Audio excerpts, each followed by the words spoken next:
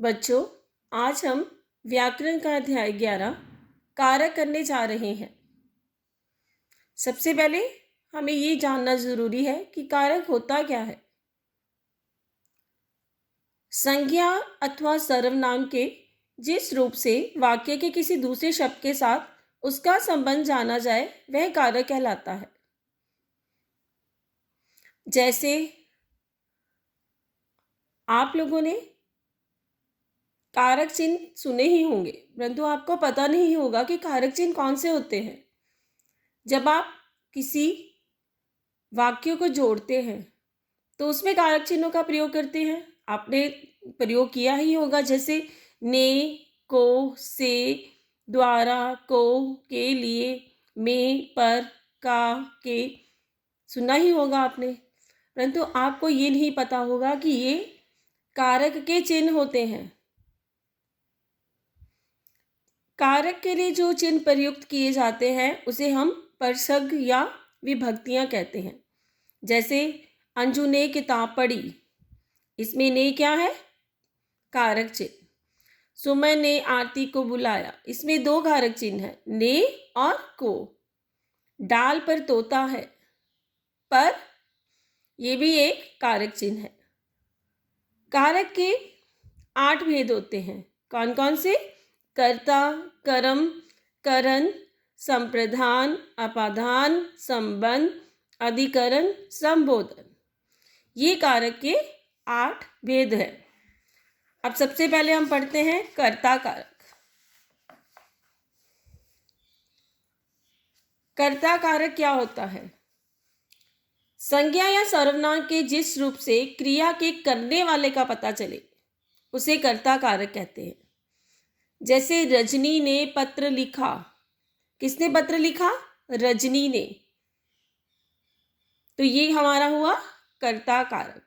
इसमें रजनी कर्ता है और उसके बारे में बताने के लिए ने परसर्ग लगा है। दूसरा कारक है कर्म कारक। वाक्य में जिस संज्ञा या सर्वनाम पर क्रिया के व्यापार का फल पड़ता है उसे कर्म कारक कहते हैं। जैसे श्री राम ने रावण को मारा, किसको मारा? रावण को। यानी रावण हमारा यहाँ पर, रावण को मारना हमारा यहाँ पर कर्म हुआ। तो इसको मारने के लिए कौन सा प्रयोग किया गया है? को। तो ये हमारा क्या हो गया? कर्म कारक। तीसरा है करण कारक। जिस रूप से क्रिया के साधन का पता लगे, यानी जिसकी सहायता से क्रिया पूर्ण हो, उसे करण कारक कहते हैं। जैसे चाकू से फल काटो, फल किसके द्वारा काटा गया? चाकू से।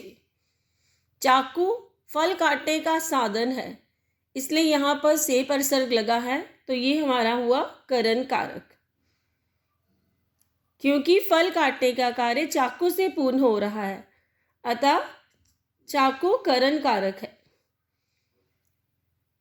चौथा है संप्रदान कारक। कर्ता जिसके लिए कुछ कार्य करता है उसे प्रकट करने वाले रूप को संप्रदान कारक करते हैं। जो कर्ता होता है वो जिसके लिए कार्य करता है। जैसे बच्ची के लिए आम लाओ,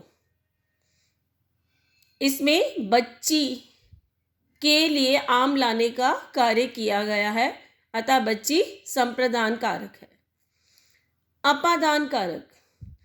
संज्ञा के जिस रूप से एक वस्तु का दूसरी से अलग होना या किसी दूसरे से तुलना करना पाया जाए उसे अपादान कारक कहते हैं। जैसे बालक छत से गिर गया, यानी बालक छत से अलग हो गया है, इस भाव को प्रकट किया गया है, अतः छत अपादान कारक है।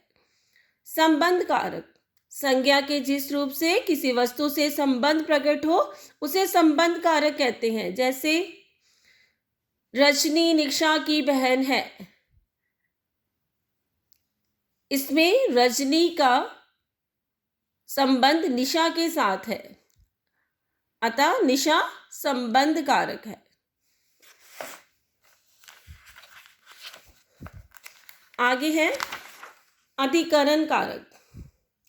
संज्ञा के जिस रूप से क्रिया के आधार का पता लगे उसे अधिकरण कारक कहते हैं।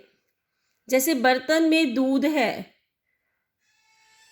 बर्तन में दूध के स्थान का पता लगता है कि दूध कहाँ पर है, बर्तन में है, यहीं पर क्रिया हो रही है, अतः यह अधिकरण कारक है।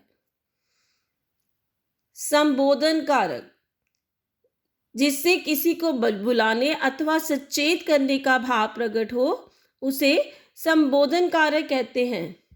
जैसे अरे बालकों मन लगाकर पढ़ो, हे लड़के इधर आ। इसमें बालक को और लड़के को संबोधन किया गया है, उसे बुलाया गया है, अतः यह संबोधन कारक है। अब आप सभी को कारक के विषय में पता लग ही गया होगा कि कारक किसे कहते हैं, कारक के कितने भेद हैं और प्रत्येक कारक के परिसर्ग भी होते हैं। जैसे कर्ता का ने, कर्म का को, करण से द्वारा, संप्रदान को के लिए, अपाधान से, संबंध का के की रा रे री, अधिकरण में पर, संबोधन हे अरे। अब आप सभी को कारक के विषय में पता लग गया होगा। धन्यवाद।